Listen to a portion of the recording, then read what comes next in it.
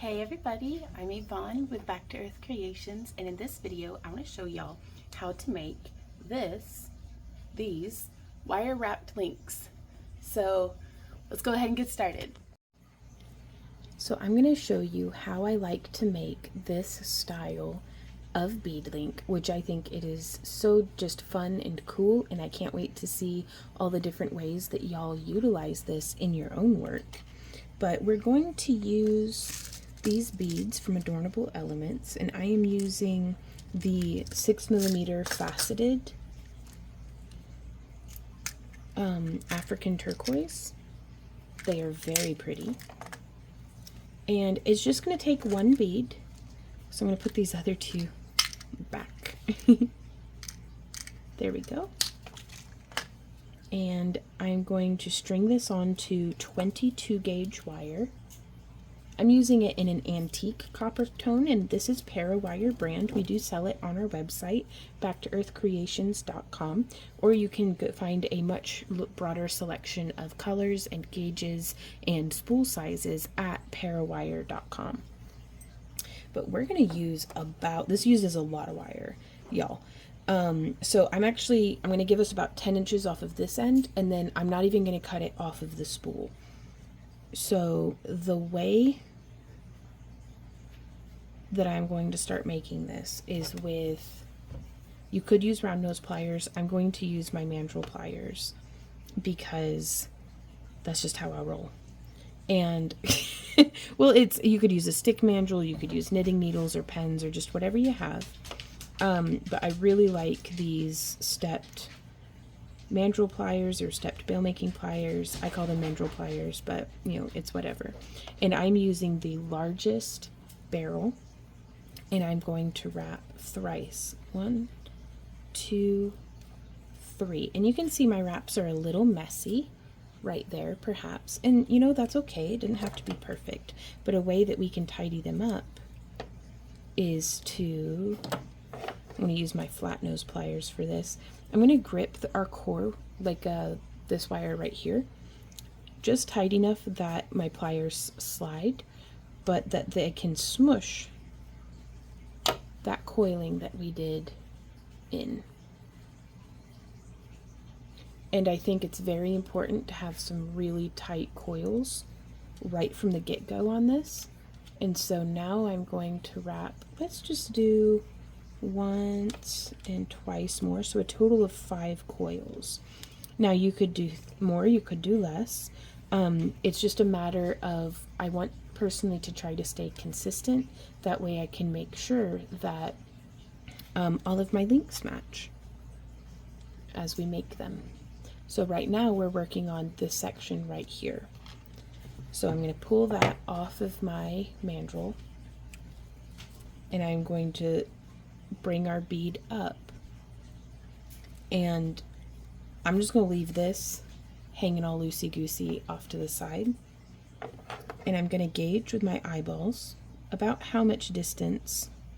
You could measure it if you're very particular, but I'm just going to eyeball it, and I want to keep that same distance on either side. So I'm going to bend like so. Let me zoom out just a little more, because I always want to get a nice tight view for y'all, but I don't want, you know, to be wandering out of frame. Though it does happen. So now I'm just going to use same size barrel on my pliers, and I'm just going to keep shaping that around. Most of the time it's a journey. It's about the journey, it's not the destination. With wire wrapping, it didn't matter what route you take, it's about where you're getting. Our goal is to make two loops like this. I'm doing 2 because it's 22 gauge. If we did this in like a 20 or 18 gauge, that might be a different story, but that's okay. And I'm going to go once, twice, being careful to not death grip my pliers too hard, thrice, 4th, and can we fit a 5th one? Perhaps.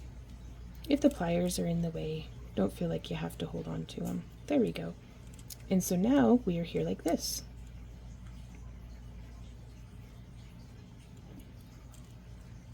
And I want my wires to be going in opposite directions. So you may be able to see this one is exiting on the back side, going off to the left.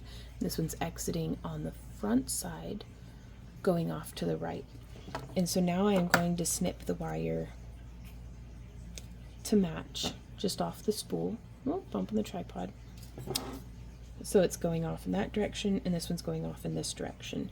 And what we're going to do now is I'm going to wrap across the bead like this on both sides, thwomp and thwomp. And I just think it frames it real nice. Again, whatever you decide to do, if you're consistent about it, then I think that's all that counts, really. And I'm just going to do 3 wraps on top of that because I like the way it looks. You could do more. You could try to do 5 wraps and get it to stack real nice, but I kind of like that looser look. So there's 1, 2, 3, and again, this one's exiting on top towards the back. This one's exiting on the bottom towards me.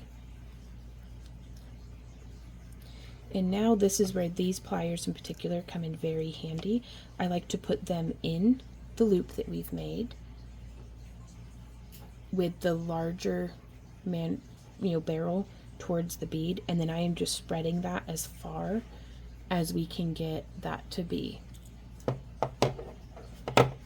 Now you can see on this one here, this bead link that I had made, I used a very similar concept, just using the nose of my regular round nose pliers to turn our round loop into an oval loop. And we go over this in detail in another tutorial. So be sure to sign up for our free newsletter at backtoearthcreations.com to get an email sent to you every time we have a new tutorial. So now I'm going to place these in here on this side, and then this is what my hand's doing. Whomp. I'm just pressing them open, just like that. And if we use the same size barrel, then we'll get the same size link each time. And now for this one, I want to continue its wrapping pattern. So it was coming from behind, so now I'm going to come around. And I like to just set my pliers here on the table, and I'm going to thread this through, and I'm going to use my bent nose pliers to grab onto this, and I just want to cinch that wire around. So there's one. I'm going to do this one zoomed out, and I'm going to do the other side zoomed in just a little bit more so you can see what's going on. But I really wanted you to be able to see how it was that my hands were interacting. I'm really trying to hold this stable. You could put it into a vice grip if you have like a bench top, like a vice grip or something.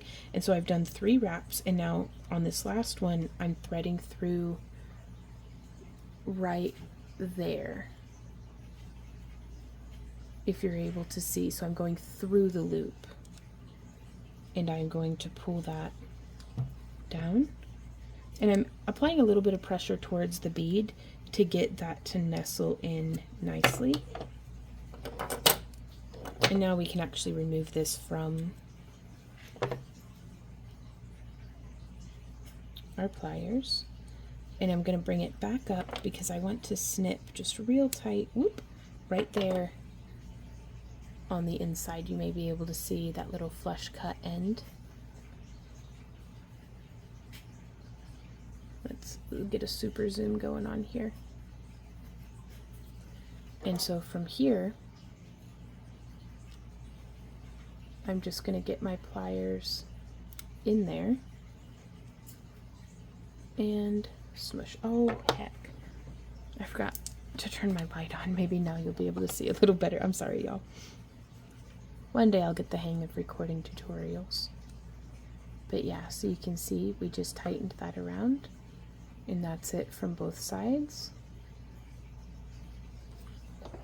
And now from this side, again, I want the large end of my pliers to be towards the bead, so I'm getting both of those on here, and then I'm going to come around this way, and you can see where the wire's exiting on the bottom there, so I want it to come back around. So just around like this in between, and then I'm going to feed through right here in between the jaws of our pliers, and I'm going to grab that with my bent nose pliers and just bringing around. And now from here I'm holding quite firmly from behind and pulling away from myself. Whoop. You see how that's cinched in? And now I'm just gonna sew through, grab that wire and pull towards me, and that kind of balances it back out.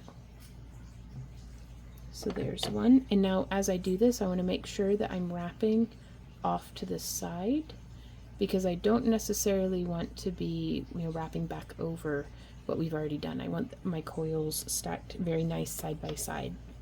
Now again, you can do whatever you want. Like, you could be real wild and organic and messy on all of your wraps, and I really feel like so long as you're consistent about the style, it can really make like a big statement about your piece. So it's all in the eye of the beholder and in the hands of the artisan. So you do what you like. I recommend being consistent about it, because then it's a look. And so bringing that up and through the inside of that loop there, I'm going to wiggle our pliers loose, and then I'm going to come in here and I'm going to snip with our flush cutters. All the tools and materials for this, y'all, are listed down in the video description. Some of them are affiliate links, and purchasing through them can help support our business at no additional cost to you, but most of them are just there, you know, whether it's an affiliate link or not, to get you started on shopping so that you can find the same products that we have used. Tools, you know, wires, pliers, all that different things. So that is this, y'all. And I want to know what you think. Let me know what you think down in the comments if you would. I love hearing from you guys. And I'm going to get a bunch of these made, and like I think I'm going to be joining the ends together with just some jump rings. So let me actually pull out the jump rings and show you how to do that step as well. So this is a chainmail kit from AmericanChainmail.com. I do have this kit as well as one from Chainmail Joe down in the video description. I highly recommend both of them. Even if you're not necessarily interested in making chainmail specifically, it's just really nice for like finishing up wire wrap projects and beaded projects and different things like that. So here I'm using 18 gauge 1/8 inch size rings, which whenever you purchase from Chainmail Joe, you will get, depending on, you know, the bags of rings that you order, you'll get this very cool chart. So it's 18 gauge, which is 1.2 millimeters, and then 1/8 inch, which is 3.2 millimeters, and that is the inner diameter. And I really like this because if you all are anything like me and you've got some, you know, spilt bead trays or pinged rings, it's a very handy chart for just setting your wire on top of, and you can kind of see you're sitting your bead on top of, no, come on, Vaughn, your ring. You can set your stuff on top of there and see what size it is, and it's just a super handy reference. So I like to open and close my rings with some flat nose or chain nose pliers. These are tapered flat nose, but they just have a little notch taken out of them, and I found them at riogrande.com and I love them. But they are not necessary. I just like that they have a spring in them. Still, all of my other pliers, for the most part, the springs have broken out. So I've just opened that ring up like so, and then I'm going to close it, adding a little bit of pressure from both sides to get that ring to close. And so there's one. And now, I don't know if you can see, but this is the way, I show this in a lot of tutorials, but this might be your first of our tutorials that you're watching, and so I'd hate to leave it out. Whenever we coil and cut our own rings, and it seems to be that way for a lot of folks, we start by making a big, long, tightly coiled spring of the metal, and then we'd go through with a 1/100th of an inch saw blade. It's a, you know, for like a rotary tool. and it cuts and removes. And so that's why, if you can visualize, that's how all the little rings would be stacked together. And then when you cut them, they come apart. But if you were to close it without applying any inward pressure, you're going to get just that smidge of space, which makes me wild. Like, nope. So I like to, and also don't feel like you have to only hold on to the rings with the very daintiest tips. I try to always make sure I've got as much surface area contact as possible, and it just makes my life a little easier. But whenever I close it, I want to push in, and then it's a properly butted ring, and it's a lot harder for, things to just slip apart. So we're going to open this one back up. We're going to hook through one link that we've made, and then we're going to hook through another. And then let's go ahead and close it. And this is how I'm going to join the links of our bracelet together. Though you could use these as earrings, you could use these as links on either side of like a focal point of a necklace. I bet there's a way we could figure out, y'all, how to turn this into a finger ring. Oh, that'd be so cool. So again, let me know any ideas or requests that y'all have down in the comments. And to see the finished bracelets of all of these different designs, be sure to head to our website, backtoearthcreations.com. And on there we have our Instagram feed and our YouTube feed. So if you ever want to see what we're up to, you don't have to hunt us down on a bunch of different social media platforms. You can just head directly to our website and you can see what's new with, our Instagram posts, which whatever we post to Instagram, we also post to Facebook and YouTube and TikTok. And then we'll post our full length videos to YouTube, and we are also working on hosting those on our own website where you can watch them without advertisements as well. And that's free. So yay. Hey y'all, I do hope this video was helpful to you. If you have any questions, comments, or ideas, please leave them down below. You can also email us at backtoearthcreations@yahoo.com with any questions you might have or pictures of your work. You can use hashtag craftalongwithvaughn or tag us at backtoearthcreations on any of our social media. That way we can see what you're working on.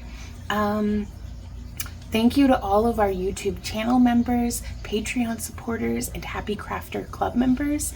Y'all make what we do possible with all of our free tutorials, and we really appreciate y'all and can't wait to keep bringing y'all more tutorials. Currently, our schedule, I'm just gonna say it's up on the website. It's been changing so much lately with everything that's been going on in our personal lives, but we do bring multiple tutorials throughout the week, multiple live streams. We also have a shop update where if you would like to support our business and have some beautiful jewelry, hopefully to show for it, or to use some of the same cabochons, like either our homemade fused glass, or we also carry some gemstone cabs and wire and different things. We have all that stuff up on our website, backtoearthcreations.com.